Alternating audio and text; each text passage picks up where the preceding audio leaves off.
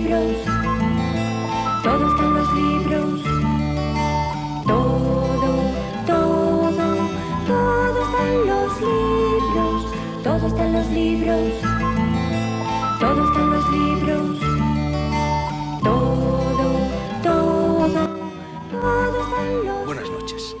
Lo de Homo homini lupus, el hombre es un lobo para el hombre, frase que en su día acuñara el dramaturgo, comediógrafo Plauto y recogieran, haciendo la suya, los filósofos Bacon y Hobbes, nada tiene que ver con las dos personas, los dos hombres, invitadas hoy a participar en este nuevo episodio de nuestro donoso y escrupuloso escrutinio, aunque sí guarda relación, por eso la he escogido como título, con el contenido, con la filosofía, con el talante. Todo el mundo habla ahora de eso, emplean mal la palabra, de los dos libros que justifican la presencia en negro sobre blanco de esas dos personas.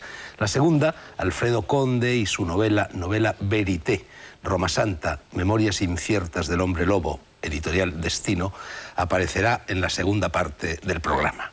Ahora, en la primera, contamos ya con la presencia visible, tangible, del primer invitado y viejo amigo mío de negro sobre blanco y de todos ustedes, José Saramago. Buenas noches, escritor.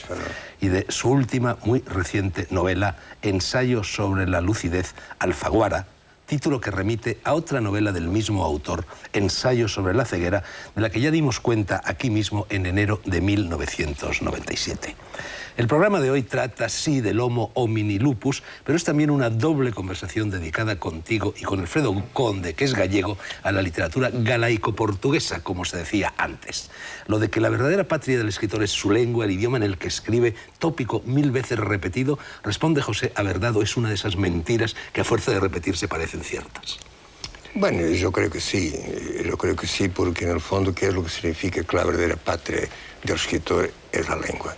Si la es del escritor, es del zapatero, del abogado, del ingeniero, de todo el mundo. Es decir, no, yo no entiendo por qué es que, por el hecho de que nosotros, como escritores, usamos la lengua continuamente a la hora de escribir, no estoy hablando a la hora de hablar, porque en eso todos estamos. Son frases, sencillamente. Y lo peor que ocurra a los escritores es ese gusto por la frase, porque les encanta. Cuando por ejemplo, Fernando Pessoa ha dicho, digamos que su patria era la lengua portuguesa, digamos, lo que ocurre es que la gente se queda por ahí, porque si se continuara a leer lo que ha escrito él, se daría cuenta que la consideración que él tiene por la lengua no es tan absoluta como a primera vista lo parece. Entonces, esa es una frase y nada más. No vale la pena quedarse ahí demasiado tiempo, porque la patria es eso, es la historia, es la cultura, es el paisaje, es todo lo que quieres, y no sencillamente es reducir a una relación que efectivamente es una relación continua entre el escritor y la palabra, pero no es la patria es otra cosa. Y a veces, ¿y por qué no decir que ya estamos un poquito hartos de patrias? José, nos están arrebatando la palabra, en realidad, y nos la están arrebatando, entre otros, los políticos. Andrés Sorel, en este artículo que dedicó a tu última novela, publicado en La Razón, dice que una constante de tu literatura y una constante también de esta novela es la denuncia de la perversión del lenguaje, de la manipulación de la palabra por los políticos. Dice literalmente Sorel, la virtualidad que la ha descarnado, destruyendo sus implicaciones conceptuales, sus posibles referencias éticas o ideológicas. La infinita tendencia hacia el eufemismo y el eufemismo del eufemismo y el eufemismo del eufemismo.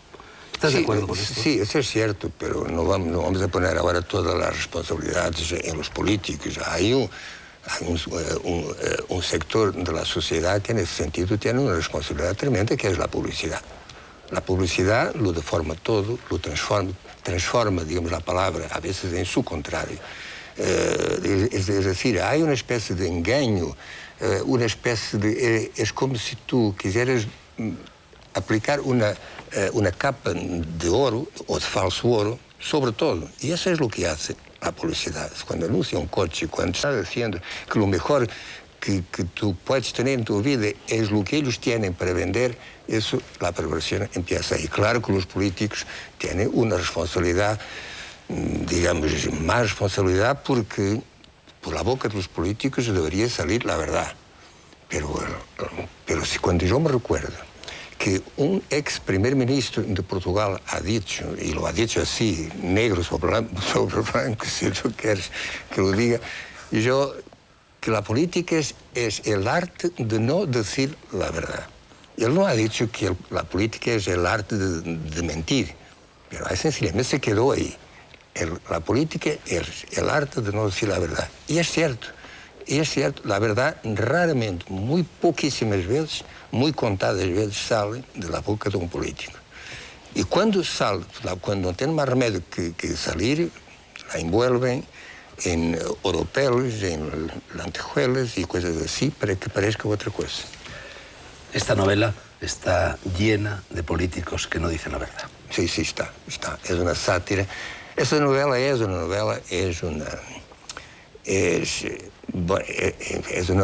fábula, es una sátira. Y yo creo que el aspecto que sobresale más, por lo menos en una primera lectura, es el lado satírico, la vertiente satírica de la novela.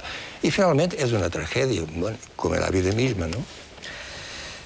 José, te has convertido, malgré toi, en una especie de profeta. Tienes ya acentos bíblicos, edad tienes para ellos. Te lo pregunto porque verdaderamente esta novela anticipa de forma asombrosa, pues por una parte hechos tan desgraciados como el del atentado de la estación de Atocha en Madrid y por otra parte el resultado, aunque no ha habido voto en blanco, pero sí ha habido un 55% de abstención de las elecciones europeas que se han celebrado hace poquísimos días.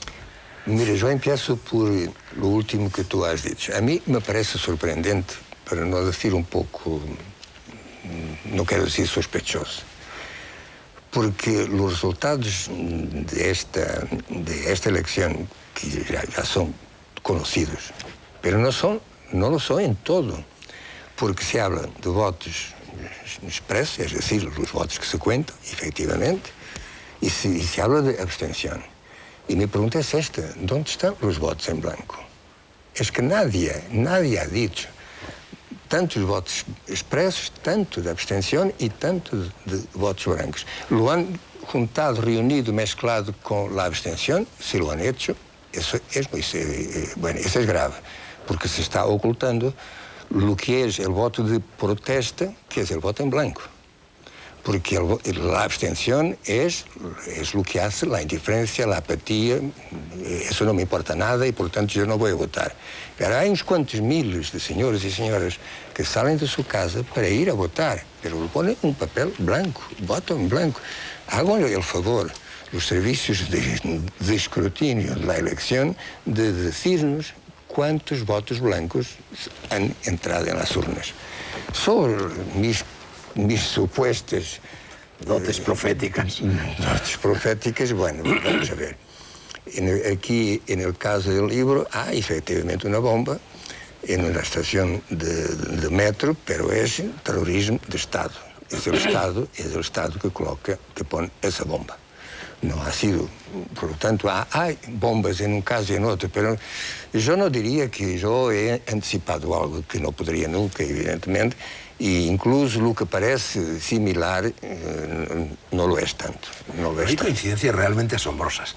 Bomba, estación, la reacción de la gente, en fin, muchas de las cosas concretas que dices en el libro y que ahora no voy a recordar, pero hay semejanzas asombrosas. Bueno, algunas, pero si tú quieres ver lo que es decir, si tú quieres confirmar lo que te parece, realmente eso lo hacemos siempre, una lectura interesada, y eso es lo que involuntariamente algunos lectores están haciendo, porque encuentran una bomba aquí, otra bomba allí, entonces acerca una cosa a la otra y no hay mucho que acercar.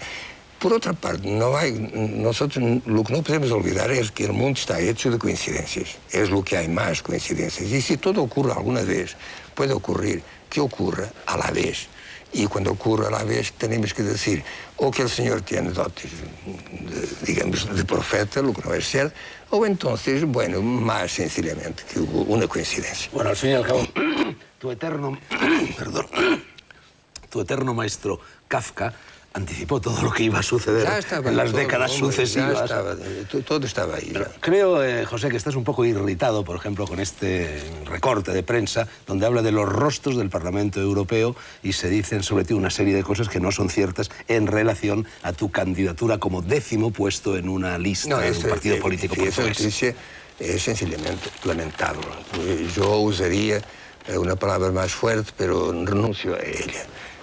Me contento con decir que es lamentable, porque es de una frivolidad, de una superficialidad que no se deberían permitir, que un periódico como El País no debería permitirse. En primer lugar, el titular, los rostros del Parlamento Europeo. ¿Por qué? Es decir, hay que preguntar si El País estaba segurísimo de que todas las fotos que están ahí, los dueños de esas caras van a estar en el Parlamento Europeo. Por lo menos dos, yo sé que no van a estar. La mía y la de Tabucchi, que tampoco. Porque yo estaba en la lista en 10º lugar, en una lista cuya aspiración máxima sería 3 diputados. Y obtuvo 2.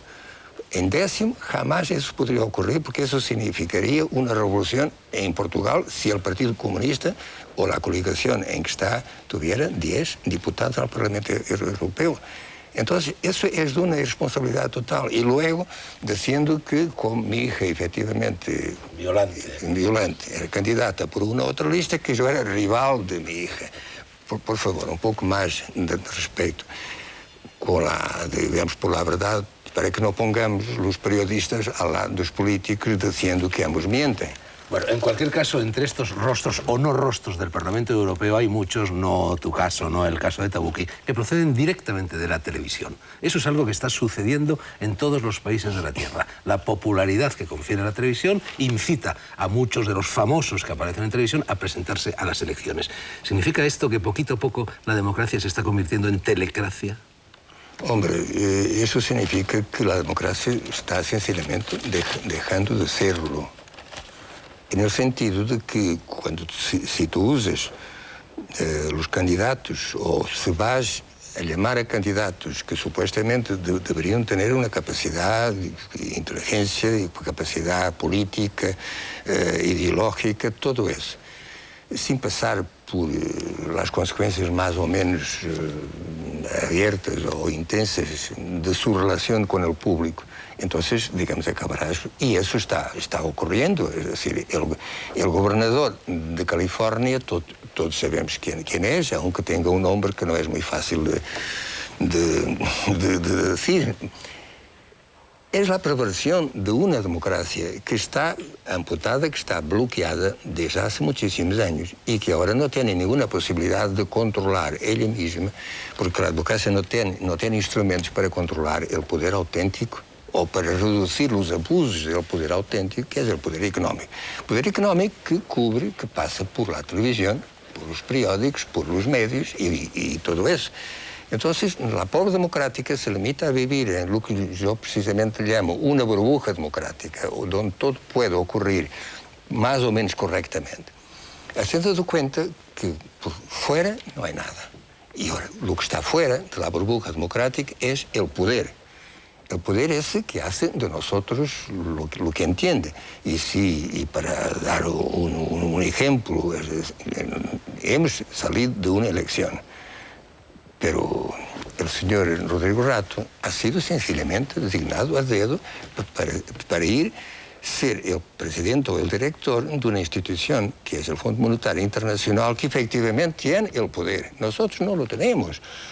Tú cambias un gobierno y pones otro y se acabó ahí. Tu capacidad cívica, política, de intervención se acabó ahí. No cambias todo lo que está por encima, que te rodea, que te cerca y que te condiciona. Por lo tanto, seguir llamando a esto una democracia, yo lo digo rotundamente, es una tomadura de pelo. Una tomadura de pelo, Fernando Sánchez Dragó. Te lo digo yo, y no es porque lo diga yo, es porque está ahí en la calle, es la realidad misma. Bueno, de hecho, José, esta novela ha sido leída por muchos en clave de crítica a la democracia. Supongo que a la mayor parte de los políticos no les habrá gustado nada, pero lo cierto es que tú, que eres un hombre de izquierdas, no ahorras críticas ni a la derecha ni a la izquierda. Todos salen mal parados aquí. Evidentemente, claro que sí. Mira, date cuenta de algo digamos, que es muy grave. Todo el mundo está diciendo que la abstención en la última elección, ahora, para las europeas, ha sido alta. Pero date cuenta que eso se, como diría yo, se digiere muy fácilmente. Se nota, se verifica, se constata, se habla de eso, abstención alta, pero estamos acostumbrados a ello. Ahora, imagina tú que en lugar de una abstención de 50 o 60%, tendrías confesados 60% o 70% o 80% de votos en blanco. Eso sería, el sistema se tambalearía todo inmediatamente. Ahora, el problema está en que los partidos, y esto lo digo así, muy ojos, en los ojos, no en los tuyos, porque tú no eres un político, pero yo estoy hablando en este momento a los políticos, a los dirigentes partidarios, para decirles que ellos prefieren la abstención al voto en blanco.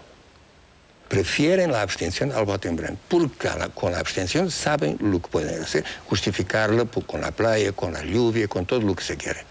Pero el voto en blanco no tiene otra explicación, sino el hecho de que es un voto de protesta.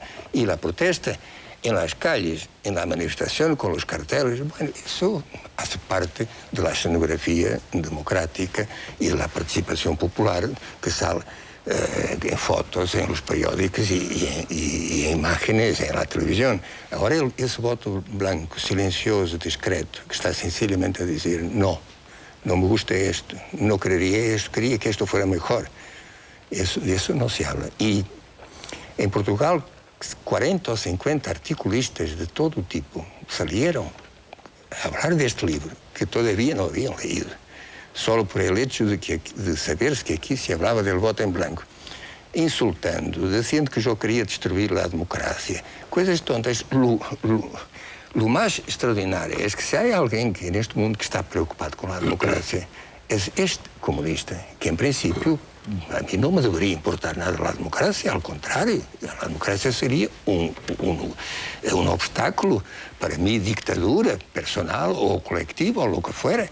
Pero lo que yo digo es esto, es que se debate todo en este mundo con una excepción, no se debate la democracia. Ya se da cuenta que la democracia está ahí y que no hay nada que hacer con ella porque ella ya nos está regalando todo lo que tenía para regalar. Bueno, de hecho, y coincidiendo con todo esto que acabas de decir, José, tu amigo Mario Soares, que fue el que presentó el ensayo sobre la lucidez en Lisboa, creo, dijo no ya un 60, un 70 o un 83%, como sucede en tu novela, sino simplemente un 20% de votos en blanco colapsarían el sistema. Pero tú has dicho, tú que defiendes el voto en blanco como la opción más democrática en cuanto más crítica, también has dicho que falta probar la eficacia real de ese voto en blanco. No, mira, la eficacia, vamos a poner las cosas muy claras. Nos vamos ahora a imaginar un partido más, el partido del voto en blanco. Sería un disparate, porque el voto en blanco reúne una cantidad de personas con opciones ideológicas distintas que no podrían estar juntas en un partido. Lo que el voto en blanco necesitaría en el día en que se exprese en una importancia numérica, es decir, alta, necesitaría que se reflexione sobre lo que eso quer decir. Siendo como a mí me parece que es un voto de protesta, no es un voto de indiferencia, no es para decir me da igual, es sencillamente dizer no me da igual y por eso he venido aquí. Porque cuando en las últimas elecciones aquí, nuestras, las últimas legislativas, hubo 600.000 votos en blanco en España, a nadie eso le preocupou. Nadie se perguntou como é que mais de medio millón de eleitores espanhóis votaram em branco. Não se les pergunta porquê. Não se quer... Es decir, quando há uma eleição, imediatamente se vai ver que han sido os jovens que se quedaram em casa, pero a los votos em branco porque molestam, porque preocupam. La reacción en Portugal y esa de Mário Soares, que ha sido un grito de alma, que solo significa pánico, miedo de que eso ocurra. ¿Y si ocurre? ¿Qué es lo que hace? En la novela, el gobierno, en lugar de intentar comprender, que era lo que debería haber hecho, y entonces no existiría novela, porque para eso yo no podría escribir una novela que no valía la pena, entra por el camino de la represión. Es lo que se entiende, es lo que está en la idea. Si ocurre algo similar a esto que está aquí en la novela, los gobiernos es lo que van a hacer o intentar comprender y cambiar esto. Y encontrar formas de que la democracia, en lugar de ser, como yo digo así, con las palabras exactas, una tomadura de pelo cotidiana, van a decir, bueno, vamos a hacer de la democracia una real democracia. En lugar de la democracia formal a que estamos condenados, una democracia sustancial, que efetivamente se note en el día que pasa, cada día que pasa, hay que notarse que eso existe y está ahí.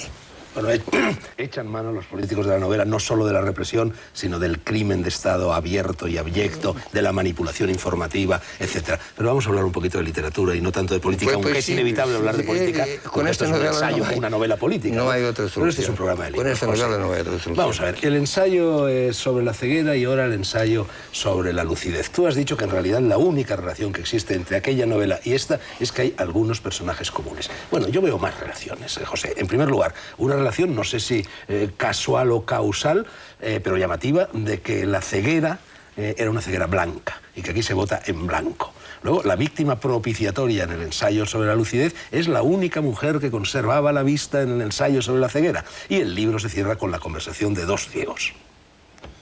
Bueno, efectivamente hay una relación. Cuando yo no la reconozco tanto como efectivamente en la realidad existe, quizás sea por el hecho de que cuando yo terminé el ensayo sobre la ceguera no tenía ninguna idea de que algún día esa novela tuviera algo que se pudiera llamar o una continuación o que constituyera con esa otra novela futura un díptico que efectivamente lo es. Porque si de un lado la blancura de la ceguera, la blancura de un papel, es decir, que simboliza exactamente digamos, el voto que no quiere ser explícito, que sencillamente se explicita de una forma indirecta explicita la protesta.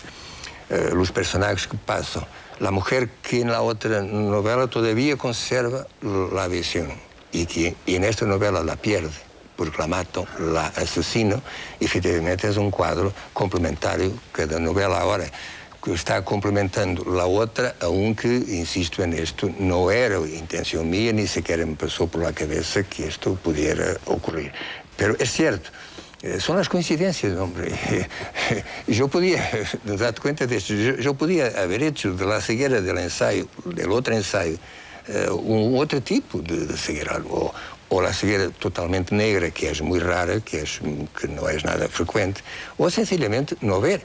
Pero no, yo he querido efectivamente dibujar algo un poco extraño, que sería una ceguera blanca. Y la suerte, el destino, lo que tú quieras, ha querido que esta novela, de alguna forma, se complementara en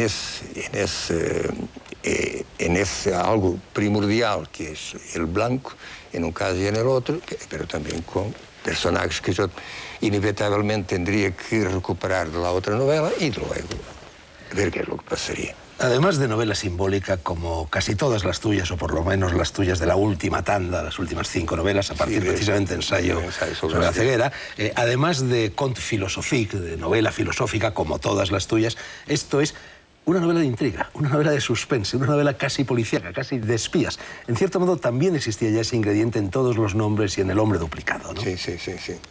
Eso es una estrategia de cara al lector para enganchar no estrategia, yo no tengo, es decir, yo no tengo eso que se llama estrategias narrativas. Lo que ocurre es que es algo que es consecuencia, no, es decir, no algo que yo haya buscado desde el punto de vista de la palabra estrategia, cómo lo haré para llegar a esto o aquello. No, nace de la propia historia que yo estoy narrando. Y entonces nace y yo lo acepto, y en la medida de lo que puedo, aunque yo no soy un escritor de novelas de misterio, de intriga, de novelas policíacas, es cierto, y quizá eso sea, en el fondo sea una herencia kafkiana, puede que sí, porque tú date cuenta que en todos, prácticamente, en el proceso, el castillo, Em muito do que Kafka ha escrito, há essa ideia de búsqueda, de pergunta, de interrogação, que significa isto. Por lo tanto, pode que não passe diretamente por la novela de intriga ou de mistério, pero sí que sea algo que me llega directamente, sí, ou por vias, bueno, que agora já não saberia de escrever, digamos, a obra de Kafkiana, que efectivamente considero que é a mais importante do século XX. El bueno de la novela, el personaje más positivo de la novela, el héroe positivo, es alguien que procede no solo del vientre del Estado, sino de lo peor del vientre del Estado, los mecanismos de represión, el Ministerio del Interior, etcétera, etcétera. ¿Eso qué significa? Eso significa que yo todavía conservo alguna esperanza en la persona humana, digamos. Es decir, que colocado en situación ese hombre, si aquí, que en principio él es un comisario de policía y por lo tanto tiene una historia, ha avanzado en la carrera y por lo tanto seguro que tiene algo en su pasado nada claro, cosas no claras como ocurre con toda la policía y probablemente con todos los policías, o casi. Pero este hombre se encuentra en una situación en que se pregunta. Y hay una frase en la novela que es la fundamental, que podría resumirla toda, que es esa que está diciendo: cuando nacemos es como si firmáramos un pacto para toda la vida, pero puede llegar el momento en que nos preguntemos quién es que firmó esto en mi nombre. Y esa es la pregunta que el comisario de policía hace cuando se encuentra con la realidad, los hechos, lo que se quiere obtener con su trabajo de policía, usarlo como instrumento para algo que es absoluta, que es sencillamente un crimen de Estado. Y ahí él se revela y ahí es la persona humana que aparece en toda su grandeza. Esa grandeza que siempre estamos esperando que despierte en el ser humano.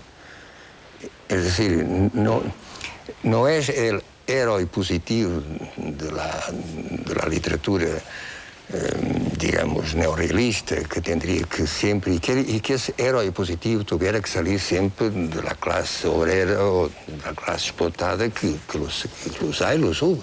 No, es sencillamente un ser humano que colocado en esa situación muestra su verdadera identidad. Otro de los colectivos que salen abiertamente criticados en la novela es el de los periodistas. A los periodistas, en definitiva, los acusas de camaleonismo, de servilismo y de un exceso de gremialismo también. ¿Y eso no es cierto? Yo estoy de acuerdo. Pero... y eso no es cierto. En todo caso, recuerde que la carta que el comisario de policía escribe para denunciar lo que está pasando la publica un periódico. Por lo tanto, al igual que en la policía... Es como el policía bueno, la excepción que confirma la regla, ¿no? Pues si no fuera por las asociaciones que todavía siguen por ahí, pues no tendría más remedio que darnos un tiro en la cabeza y salir de este mundo, ¿no? Todas tus novelas, o casi todas por lo menos, nacen de un instante concreto, de un hecho concreto. No sé, vas por la calle, ves algo y de repente la arquitectura de la novela se arma en tu cabeza. Creo que en este caso, en el del ensayo sobre la lucidez, más que un hecho concreto fue una especie de iluminación. A las 3 de la mañana de repente te despertaste con absoluta lucidez y tenías ya toda la novela armada en el cerebro. No todo, quiere decir, pero lo esencial, eso sí. Bueno, y eso no lo explico, no puedo, realmente ya no puedo explicar. Es cierto, como has dicho, que todos los temas, los asuntos de mis novelas nacen en circunstancias más o menos similares. Pero esta es mucho más extraña, porque yo estaba durmiendo y me despierto a las 3 de la mañana, porque el reloj eran 3 de la mañana. ¿Fue en Lanzarote, fue? No, en Madrid. Me despierto totalmente lúcido, completamente lúcido, no ese uno que se sale del sueño, un sueño así, no, lúcido con esta idea. El tema es este y el título es este. Con el codo despierto. De la pobre Pilar del Río, tu mujer y traductora, como siempre. Despierto a Pilar, que dormía como una niña, o como la niña que es, y le digo, mira, tengo una novela, creo que tengo una novela. Y entonces hablamos un poco sobre eso y hemos vuelto. Y no se enfadó, no te dijo, oye, ¿por qué no me lo cuentas mañana por la mañana? No, ella se enfadaría si yo a la mañana siguiente le decía, eran 3 de la madrugada, me desperté con la idea de una novela y ella me preguntaría, ¿por qué no me despertaste? Bueno, y para que eso no ocurriera, con el codo. ¿Y esa misma mañana te pusiste a escribir? No, eso no. He tardado, esto ocurrió en febrero del año pasado y empecé a escribir en junio, porque mientras tenía muchísimas otras cosas que hacer, viajes y todo más, pero mientras he estado madurando, apuntando ideas y finalmente esa novela ha sido escrita en 5 meses. Bueno, hay cada vez menos intervalo de tiempo entre tus novelas, al menos entre la anterior a esta y esta ha pasado poco tiempo, 1 año y medio, cosas así, un par de años como máximo, sí, ¿no? No, 1 año y medio. ¿Vas a seguir con este ritmo de ir estrechando los temas? ¿Has tenido ya, es la última pregunta que te hago, José, ¿has tenido ya la iluminación o el hecho concreto que da pie a la próxima novela? No, todavía no.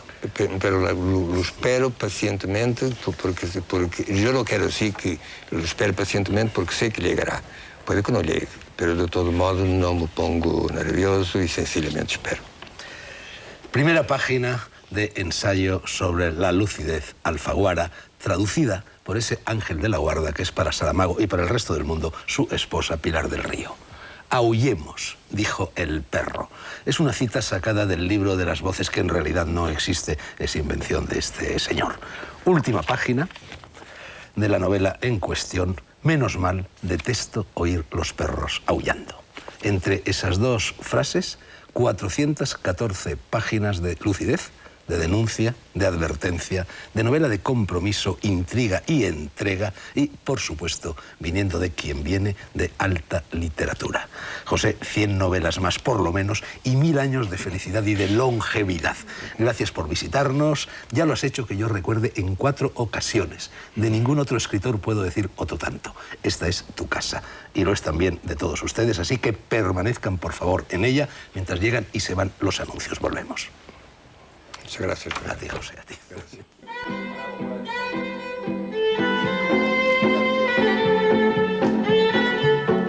Lo anunciado es deuda. Ya está aquí el gallego de Allariz, en Orense, Alfredo Conde.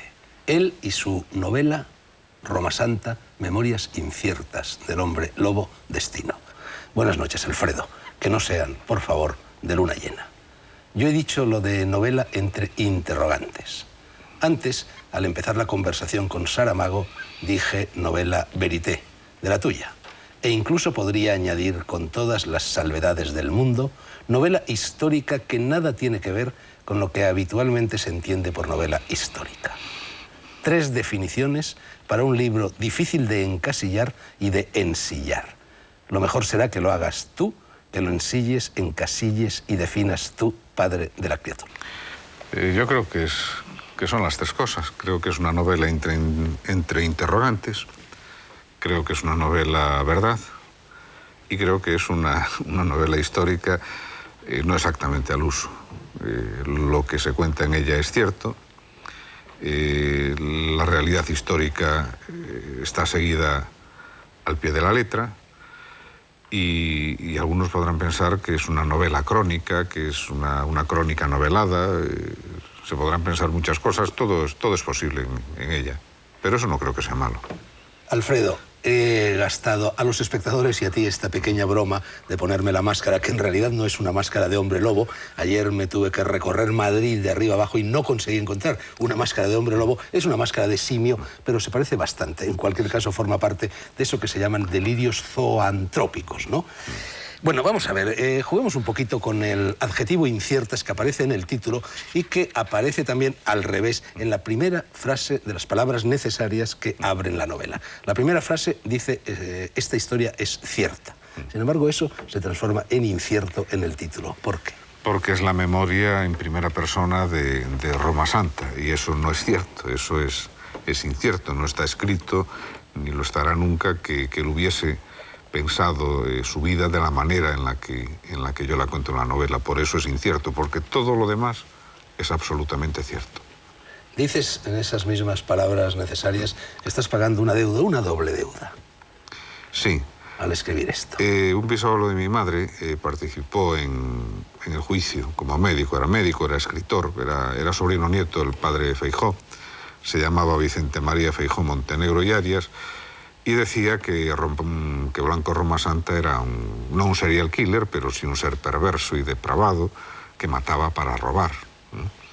No le hicieron caso. Entonces, la familia, siempre que se hablaba no del hombre lobo, sino del sacauntos, del sacamantecas, pues se reivindicaba de alguna manera al pobre bisabuelo que no le habían hecho puñetero caso en sus apreciaciones.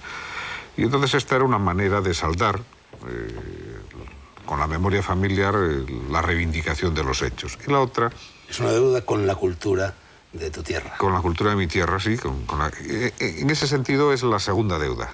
Es la segunda deuda. En la cultura de mi tierra, pues no se dan los paisanos que con la frecuencia se nos pintan, ¿no? Los paisanos, los otros hombres lobos que han aparecido en no pocas películas, en alguna que otra película sobre este tema, en alguna que otra novela en la que se basó la película, pues dan la imagen de un gallego ignorante, zafio, supersticioso, un pobre diablo que se cree lobo y le muerde a las señoras en el pescuezo, ¿no?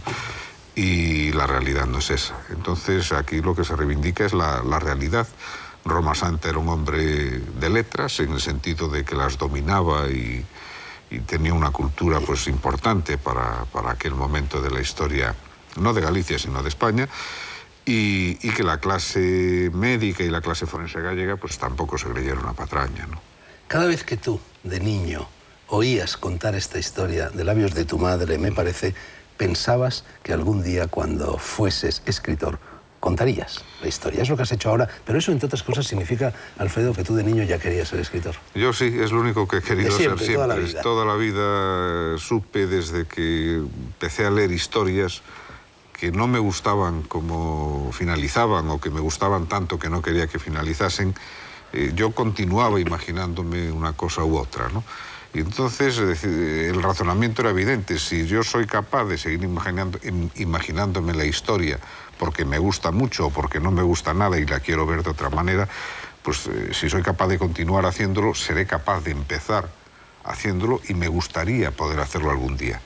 Y desde niño yo supe que quería contar historias. Triple deuda, entonces, con tu familia, con tu cultura y contigo mismo. Y conmigo mismo. Sin embargo, para pagar esa triple deuda, creo que ha sido el cine el que te ha permitido hacerlo, porque se está haciendo, se ha hecho ya. Se ha hecho ya y se ha estrenado. Y tú fuiste el autor del guión de esa película. Bueno, yo colaboré en el guión. La película no es una película que se pueda decir exactamente que está basada en la novela D, sino que se puede decir que está adaptada a la novela D, o es una adaptación, aquello que se decía cuando éramos niños, de versión libre para la radio, ¿no? Pues una versión libre, pero bastante rigurosa, esa es la verdad, de la novela, que surgió pues por una petición del presidente de Filmas, de Julio Fernández, que me dijo si yo le escribiría una historia sobre el hombre lobo para ser llevada al cine.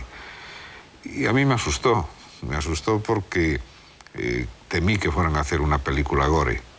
Y le dije que yo a eso que no jugaba, que ya era mayor para empezar a hacer esas cosas, y que en todo caso yo le escribiría la historia que me pedía, pero si me dejaba contar mi historia, ¿no?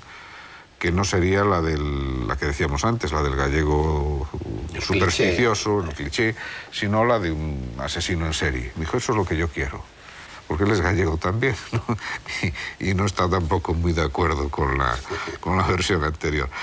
Y yo llegué a un compromiso con él de que yo escribiría una novela, que si le valía bien y si no le valía, pues íbamos a seguir tan amigos, pero lo que no iba a hacer eran más cosas. Después sí, después intervine en el guión.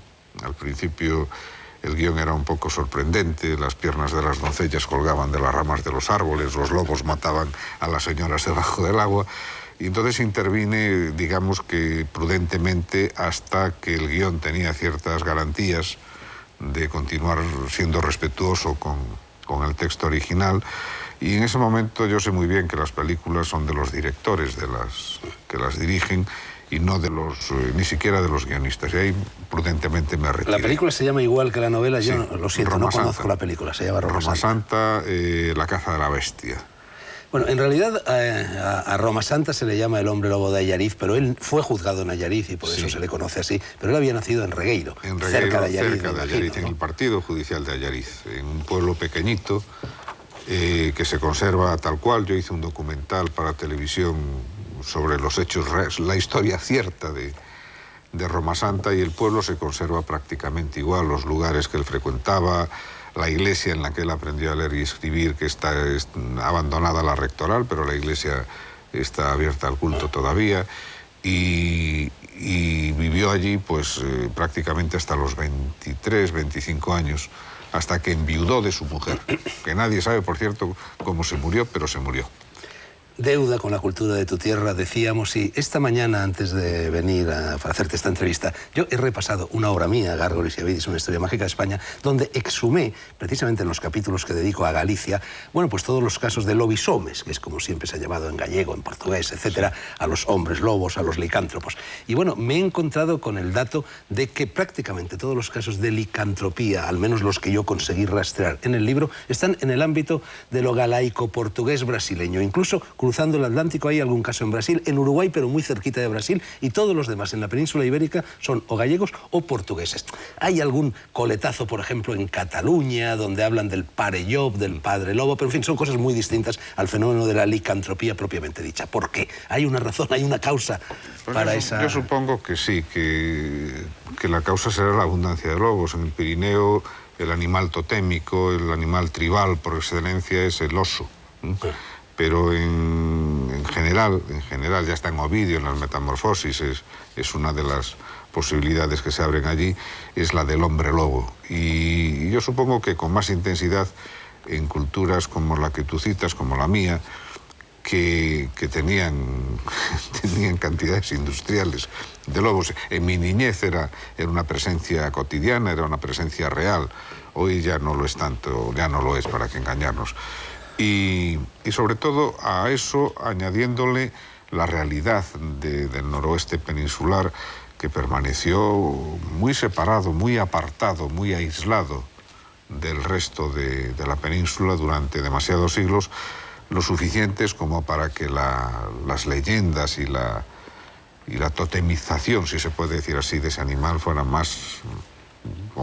tuviese más vigor que en otros lugares. Pero también hay muchos lobos, y están volviendo, por cierto, en Castilla la Vieja, y sin embargo no existen estas tradiciones licantrópicas. ¿No será la identificación de los licántropos con Galicia? ¿No se deberá al hecho de que, bueno, conocida es la familiaridad de los gallegos con la muerte, con el mundo de los muertos, con el Hades, con todas estas cosas? Claro. Y al fin y al cabo, el lobo, bueno, existe la superstición de que el lobo anuncia con sus aullidos la muerte. Es un portavoz de la muerte. Sí, es un portavoz de la muerte, es un animal misterioso. Yo recuerdo de niño que se decía, ahí está el lobo, ahí vengo el lobo. Y no se veía, pero también se dice de la nieve, está nevando.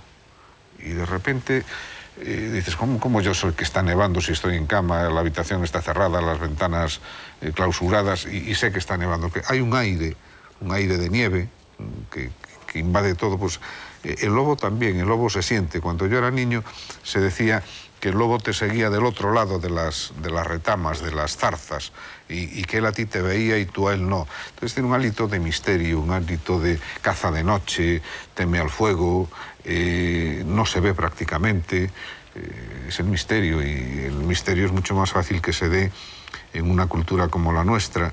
Tú estás sentado en una corredoira y estás pensando en cualquier cosa, y de repente baja la niebla y todo se difumina y ulula el viento entre los árboles. Entonces tienes un acceso a la fantasía que en lugares menos exuberantes de vegetación pues no se puede dar. Sobre la licantropía y sus infinitas variantes, el morbus lupinus, se decía en latín, han corrido ríos de tinta. De ella hablan, bueno, Heródoto, Plinio, Petronio, Virgilio, San Isidoro, San Agustín, Feijoo, Avicena, incluso Cervantes en el Persiles. Entonces lo que yo te pregunto es, ¿por qué añadir un nuevo afluente de tinta a ese curso caudal? Tu afluente es un afluente breve, porque son 180 y tantas páginas, y te lo pregunto especialmente porque yo pienso, he dicho antes que esto parecía una novela histórica, pero que no lo es en absoluto. Yo la he leído al menos en clave de estricta actualidad por una serie de razones que te voy a ir exponiendo ahora. Por lo pronto, es el retrato de un psicópata, y el psicópata, por desgracia, se ha convertido en una figura muy habitual en la sociedad actual. Es inteligente, es ambicioso, tiene sed de venganza, solo existe para él su propio ego, seduce a todo el mundo. Pero eso es el ser humano, que siempre ha sido así. Hombre, no todos los seres humanos somos psicópatas. El ser humano en general no, pero en la esencia del ser humano está eso. El lado oscuro. El lado oscuro. Y Dr. lo Hyde. tenemos todos. Y el caso es hacer un ejercicio de introspección que te permita que aflore. Pero yo creo que eso lo tenemos todos dentro. Si tú y yo llevásemos 15 días sin beber, en vez de estar aquí amablemente sentados, nos estábamos matando por estos 2 vasos de agua. Bueno, la novela lleva 2 citas demoledoras en su primera página. Una es de Balmes, en El Criterio, curiosa cita, dice: la ciencia es una antorcha que puede servir para ver la existencia de abismos y no para penetrar en su fondo. Y la otra es de Blas Pascal y dice: igual que la moda determina lo que debe agradar y lo que no, así determina también lo que es justo. Cuando yo te decía que yo he leído esta novela como si fuera una novela no histórica, es de mediados del siglo XIX, en realidad, los hechos que narra, pero como si fueran hechos de ahora, es porque aprecio en ella, por una parte, ese deseo por parte del protagonista de convertirse en centro de atención a cualquier precio, que es lo que sucede, por ejemplo, en la llamada telebasura, el famoseo sin fundamento, etc. Él incluso dice en la página 17 que quería convertirse en el hombre rico que siempre quiso ser, y en otros momentos de la novela alude al hecho de que se sentía el centro del mundo y eso era maravilloso. Dato de nuestro tiempo. Otro dato de nuestro tiempo. Bueno, el papel de los jueces en la sociedad actual y su relación con la subordinación a las modas, a las presiones del discurso de valores dominantes, a lo que dice la prensa, etc. Y en tercer lugar, otro rasgo de nuestra época, la prepotencia y arrogancia de los científicos que se creen como los hierofantes del mundo antiguo, únicos depositarios de la verdad, y luego en realidad modifican esa verdad cada 30 o 40 años. Es que yo... Triple acusación. Te tengo que responder lo que te acabo de decir. El otro día estaba hablando con un profesor, escritor además, de la Facultad de Periodismo de Santiago, y que le estaba hablando a los alumnos sobre el estilo y sobre lo sublime. Y me echaba un discurso pues posmoderno, muy interesante, hasta que le dijo: oye, eso está en Demetrio y está en el falso Longino. Y dice: ¿qué me dices? Y dice: pues sí, que eso se escribía en el periodo clásico y que lo tienes en Editorial Gredos y que sería bueno que lo leyeras. Hoy se lo puso de texto a los alumnos. Yo es que creo que eso está...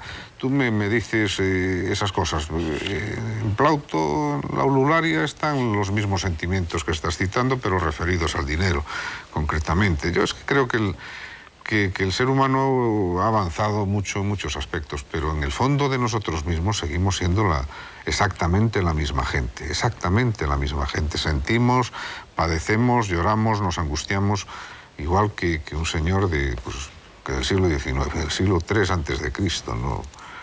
Y que se vuelven a dar circunstancias como las que citas. Claro, lo que pasa es que en el siglo XIX, a mediados, un asesino en serie decía que era un hombre lobo. Hoy te diría que tendría en aquel momento la serotonina baja, y hace nuestra juventud pues que tendría una educación frustrante y una madre que lo había castrado. Bueno, de hecho, a este hombre, in extremis, cuando ya ha sido condenado a garrote vil, lo que le salva en definitiva es, por una parte, los manejos de un abogado ambicioso. De un abogado, y yo supongo que de Juana de Vega, de la viuda de Espozimina. Es la que va que va a la reina, y porque había sido aya de ella y que la convence a través de presiones eclesiásticas, supongo yo. Era evidente, si existía el mal, se afirmaba la existencia del bien. ¿Al final qué fue de él? Porque la novela queda en suspenso. Vicente Risco escribió que había muerto en la cárcel de Allariz. Mi tío Alfredo Cirrumbao, que era escritor y era historiador, y era de Allariz por consiguiente, y Risco está enterrado en Allariz, o sea, es una cosa casi de familia. Decía que no, que había muerto en la cárcel de Celanova, que es un pueblo vecino al nuestro. Y otros aseguran que en el castillo de San Antón, en Celanova, pero lo que sí es evidente es que, por lo menos que yo lo haya comprobado y me moví, no hay constancia documental de que haya muerto en ninguna cárcel. En ningún registro de fallecimientos en prisión figura Manuel Blanco Romasanta como... Pero desde una de las sucesivas celdas que va habitando a lo largo de la novela se ve el mar. Sí, porque eso es algo que no tiene por qué ser cierto. Es de las pocas, literaria. Una pequeña licencia literaria, porque en la cárcel el castillo de San Antón, que yo todavía recuerdo prácticamente como una isla cuando era marino y entraba en el puerto de La Coruña, y hoy es parte integrante de la ciudad. Allí se encerraban presos, pero políticos. Allí estuvo Malaspina, por ejemplo, encerrado. Y yo dudo mucho que hubiesen llevado allí a Roma Santa siendo un preso civil, un preso normal. Pero dadas las características del personaje, posiblemente hubiese sido encerrado también allí, y desde luego da más juego para que la gente lo vaya a ver en barquito y tal. Bueno, decíamos en cualquier caso que este hombre salva el pellejo por el abogado malicioso. Y por una campaña de prensa absolutamente por la campaña de prensa, sí. la presión del discurso de los dominantes que decíamos antes, pero también por la intervención sabiamente manejada por ese abogado de ese Mr. Phillips, ¿no? Creo que se llama electrobiólogo, hipnotizador. Este Mr. Phillips existió realmente. Sí, existió. Bueno, lo que pasa es que por aquí no apareció. Estaba en Argel. Estaba en Argel.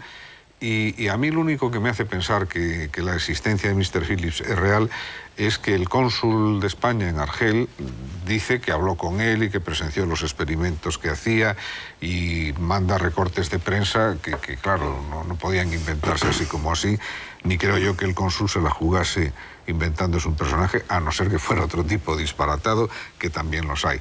Pero serían demasiadas casualidades, ¿no? Yo creo que sí, que Mr. Phillips existió. Sé también que no apareció nunca por el juicio, pero bueno, sirvió para los fines previstos, ¿no? Que eran salvarle la vida a este pájaro, a este lobo. 9 muertes demostradas y otras tantas que él confesó, pero que no se le demostraron. Que no se le demostraron. La del alguacil de Ponferrada, en principio, por la que fue condenado, pero él era un gran simulador, era una mentalidad muy organizada. Los asesinos en serie los hay organizados y desorganizados. Este era de los organizados, de los que mataba estrangulando con las manos. Acabé haciendo un curso casi de psiquiatría, por eso hablo así, discúlpame. Alfredo, tú mencionas en las páginas iniciales al hombre del saco y al sacamantecas. Sí. Cuando yo era pequeño, se me asustaba a mí y a los niños de mi época con esos dos términos, hombre del saco y sacamantecas. No los había vuelto a oír prácticamente desde entonces. Ahora creo que ya no se utilizan. No. ¿Tú crees que esos dos términos proceden de la historia del hombre lobo de Allariz? Sí. ¿O existían ya con anterioridad? No, yo creo que proceden de ahí. La gente de aldea y digamos las familias de determinado estatus social en Galicia, cuando oíamos hablar del hombre lobo, del lobisome, pues decíamos que era una broma. De lo que se hablaba siempre era del sacamantecas, del sacauntos, decimos en Galicia, y nadie se creyó nunca lo del hombre lobo. Bárbara, el personaje que representa en pantalla el Zapataki, le decía al juez: deme usted un estadullo. Un estadullo es esos palos que llevaban los carros de vacas antes, y déjenme con él en el bosque, ya verá lo que queda del hombre lobo. O sea, que nadie se lo creía. Los paisanos que lo denunciaron cuando lo localizaron aquí en Nombela, en Toledo, en la denuncia hicieron constar expresamente que mataba para robar la grasa humana y venderla con lucro excesivo. Admitían que fuera con lucro, pero excesivo. En Portugal, para hacer jabón. Para hacer jabón y ungüentos, pócimas. Cosa que nos lleva, yo que sé, casi a los campos de concentración nazis y a los judíos encerrados allí, ¿no? Mismo. El jabón de grasa humana creo que tiene unas virtudes cosméticas que vuelve locas a las señoras necesitadas de... Lo del saco era porque llevaba el sebo humano metido en el saco, ¿no? Y porque él al principio caminaba pues como... Yo me lo imagino al principio, antes de que le fuera también, porque ganó mucho dinero. Cuando murió su primera mujer, la enterraron, y en el funeral participaron 5 o 6 curas. Eran muchos curas y eso solo lo puede pagar una persona de posibles. Algunas semejanzas. El Pascual Duarte, por ejemplo, y La Serrana de la Vera, la leyenda de la Serrana de Vera, y una película, El silencio de los corderos, y ese personaje Aníbal Lecter. Te lo digo porque en El hombre lobo de Allariz había también una clara motivación sexual no exenta de ciertos ingredientes de canibalismo, ¿no? Sí, bueno, los asesinos... Las carnes blancas de estas mujeres que le atraían, ¿no? Sí, los asesinos de este tipo, según yo leí, son en la mayoría de los casos impotentes, que buscan satisfacción sexual en el estrangulamiento. Son gente, Roma Santa lo era, muy habilidosos con las manos, construyen jaulas, hacen labores petit point y estas historias con una precisión que ya quisieran las señoras más habilidosas. Y buscan satisfacción sexual, según yo leí, en el estrangulamiento. Pero él no es precisamente un impotente, o por lo menos no se despacha como tal en la novela, al contrario. Es un hombre de muchísimo éxito y de vigor sexual. Sí, eso... Éxito con las mujeres, quiero decir. Sí, él era un gran seductor. Se conservan los poemas que les recitaba a ellas, las encandilaba con lecturas de poemas, con lecturas de libros. Era un hombre muy de iglesia, dirigía el rosario, pero al mismo tiempo era lo que se llamaba, y se llama todavía en la provincia de Orense, un ser muy amadamado. Era un poco mariquitas, e incluso tenía una profesión al principio que todavía en mi niñez no era considerada muy viril, que era la de sastre. Y era un ser complicado, era un ser complejo, no era un ser absolutamente lineal, claro. Sí, pero él era un gran simulador. Ese amariquitamiento que mencionas, en definitiva lo utilizaba también para seducir a las mujeres, lo dice explícitamente. Sí, porque hay muchas mujeres a las que les gusta mucho, según podemos observar, pues el rodearse o el tratar con homosexuales. Les parece, yo qué sé, que lo que les pasará por la cabeza de tener el macho que no es peligroso al lado, yo qué sé. Bueno, no me has dicho nada de la posible semejanza con el Pascual Duarte. Pues es la segunda vez que me lo dicen. La primera vez que me lo dijeron fue Roy Bolan, el traductor al inglés, que es muy amigo y es profesor de literatura, y me dijo, este es un Pascual Duarte por la violencia, por mil cosas. Yo no lo sé, no tuve esa referencia en mente en todo... En todo caso, sería un Pascual Duarte sin el tremendismo que Cela le puso a esta novela. En fin, la forma de escribirla, tu estilo es un estilo contenido, sobrio, elegante. Y hay también un trabajo, está muy bien documentada en los usos y costumbres, los ambientes rurales, cuando se va con los gañanes por esos campos de Dios, porque a él lo detienen en Toledo. Sí, ¿no? hay gente que se pregunta que por qué metí lo de la siega en Castilla, ¿no? Porque realmente puede que no sea imprescindible en la novela. Yo creo que sí, porque ayuda a contextualizar cuál era exactamente el porvenir del que él quería escapar. De lo que él se quería liberar era precisamente de una vida tan dura como la que llevaban los gallegos que venían a segar a Castilla, que era una versión moderna de la esclavitud. Y sí he sido riguroso en eso, pero es que cuando escribo novelas de este tipo, que alguna vez lo hago, me gusta mucho respetar la verdad histórica. En Azul Cobalto, en la memoria del Marqués de Sargadelos, hago hablar a Antonio Ibáñez, que como sabes fue el creador de los primeros hornos de colada continua, altos hornos de colada continua que hubo en España. Lo hago hablar con John Adams, con el segundo presidente de los Estados Unidos. Lo que dicen es cierto, lo que no es cierto es que se lo hayan dicho uno al otro, pero la conversación está basada en los textos de las memorias de John Adams por un lado y en las redacciones que Ibáñez le mandaba al rey por el otro, y sacando frase de aquí, frase de allá, pues haces un encaje de camariñas.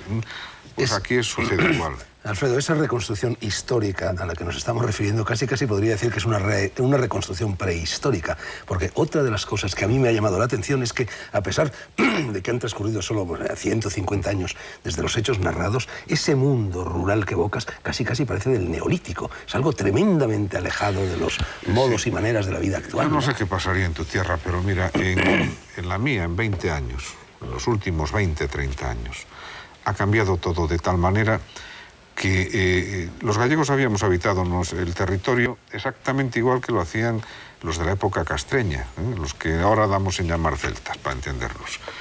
Y cuando hubo la cristianización se superpuso la parroquia en el castro y se siguió viviendo exactamente igual.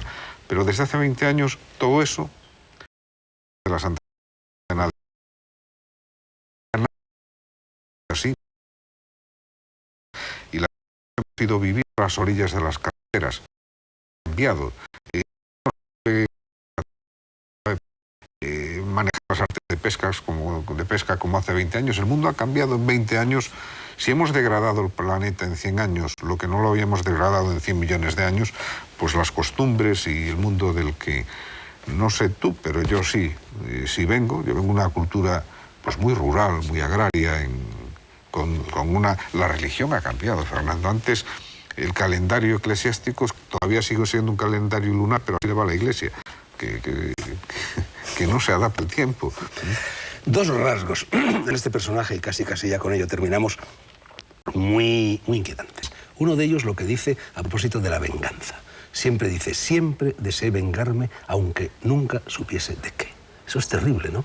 Pero eso es la venganza gratuita, la venganza por la venganza sin una motivación concreta, ¿no? Eso también pertenece al lado oscuro del ser humano y lo tenemos todos. Yo nunca he deseado vengarme de nadie, Alfredo. No sé tú. Saramago, no, cuidado, que yo no soy ese señor. Sí, pero sí la condición humana y el lado oscuro y el el Mr. Hyde que hablábamos antes. Saramago no lo diría, pero a lo mejor Pessoa, hablando de desasosego, podría decir que sí, que hay gente que necesita, que está enfadada con ella misma, con el mundo y con todo lo que le rodean. El que el personaje de un escritor se pronuncie así no quiere decir que el escritor tenga que hacerlo. Yo estoy muy agradecido a la vida, me gusta mucho y no tengo absolutamente nadie de quien vengarme. Me interesa, que además es malo para el estómago.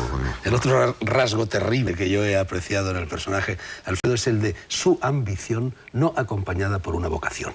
Este hombre se hace sastre, se hace taxidermista, dibujante, aprende a leer y a escribir para destacar, en fin, prueba de todo, y es un hombre muy ambicioso, pero nada legitima su ambición, porque una ambición legitimada por la vocación, la tuya, por ejemplo, seguro que cuando eras niño y ya querías ser escritor, bueno, tenías ambición como escritor. Yo quería escribir, quería escribir historias. Porque una cosa es ser escritor y otra cosa es escribir novelas. Ser escritor implica una serie de... Tú eres solo un teller story, como dicen los Yo lo que quiero es escribir. Yo lo que quiero es escribir porque me permite vivir más. Aquí de lo que se trata es de robarle vida a la muerte y de ser pues todo tipo de personajes. Y los que llevo escritos. Bueno, en cualquier caso, la ambición sin vocación es terrible. Probablemente eso es la psicopatía. Pues probablemente, posiblemente sea una definición muy seria que haya que repensar. ¿Cómo era? La ambición no acompañada por una vocación. Es decir, que si tú tienes una clara vocación, es legítimo que seas ambicioso dentro de ella. Es que es cierto, sí. Una persona que tenga que vivir de acuerdo con esa pauta de comportamiento tiene que vengarse hasta de sí mismo. San Ambrosio se emasculó, por ejemplo. Es curioso, la novela de Saramago, Ensayo sobre la lucidez, ya lo dije antes, termina y empieza hablando de aullidos de perro. La última frase de la tuya, Alfredo, reza, y entonces aullaré de placer. Aunque no, esto lo añado yo, con aullidos de perro, sino de lobo, de licántropo, de lobisomo, de hombre lobo. ¿Coincidencia o sincronía junguiana? A saber, gallegos y portugueses, primos hermanos. Les recuerdo que la novela de Alfredo Conde, publicada por Destino, se titula Roma Santa, Memorias inciertas del hombre lobo, y les invito vehementemente a que estén otra vez ahí dentro de una semana. Será entonces cuando nuestro gabinete literario regrese, con su permiso, a sus domicilios. Buenas noches.